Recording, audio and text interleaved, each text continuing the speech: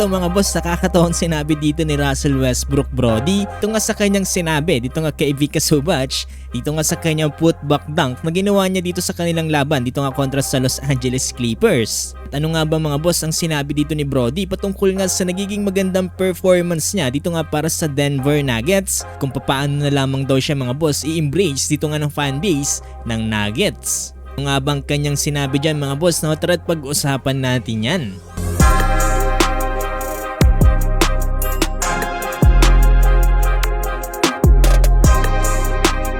Walang ba o talaga naging malaki talaga ang improvement dito nga ni Brody para nga dito sa Denver Nuggets simula yung naglaro siya dito para sa kupunan na to. This past few years kasi mga boss, no, tila nga ba kasi parang nawala na ngayong spark dito kay Brody dito nga sa paglalaro niya sa basketball.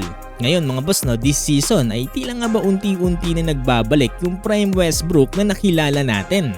Titignan natin mga boss yung last 5 games dito nga ni Brody para dito sa Nuggets ay tila nga ba talaga napakalaking ambag nito para dito sa kanilang team. Lalong lalo na mga boss yung kanilang last 2 games kontra nga dito sa Boston Celtics at Los Angeles Clippers.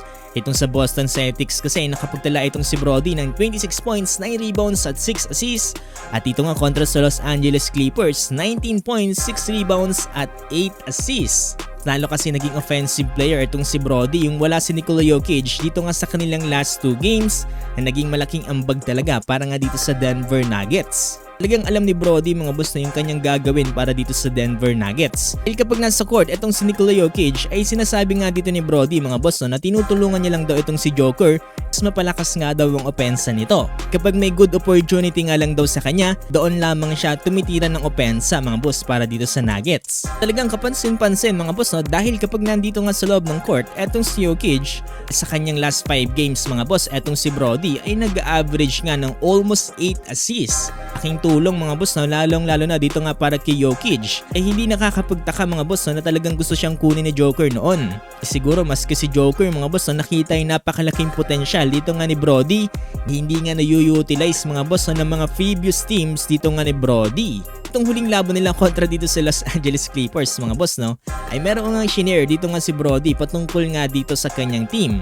Nga kay Brody mga boss, no, talagang napaka-grateful daw niya ngayon dahil nga daw sa napaka-supportive na fanbase dito nga ng Denver Nuggets. Kaya na nga rin daw ang mga napakagagaling ng mga teammates at pinuri niya nga rin dito mga boss itong si Jamal Murray, lalong-lalo na sa catch and shoot nito. Hinahagi din dito ni Brody mga boss yung naging conversation niya dito nga kay Ivica Zubac yung matapos niya ngang i-put back yung bola dito matapos magmintes. Free throw nga dito ni DeAndre Jordan. Sabi niya dito kay Zubac mga boss, no, kapag nagintes nga daw itong si Jordan, kanyang free throw ay wala nga daw siya magagawa dahil kukunin niya ang rebound at i-put back niya nga ito. Yan nga mismo ang nangyari mga boss dito sa naging laban na to. Nagtawanan mga boss yung mga reporter dito nga sa pagkakwento dito ni Brody.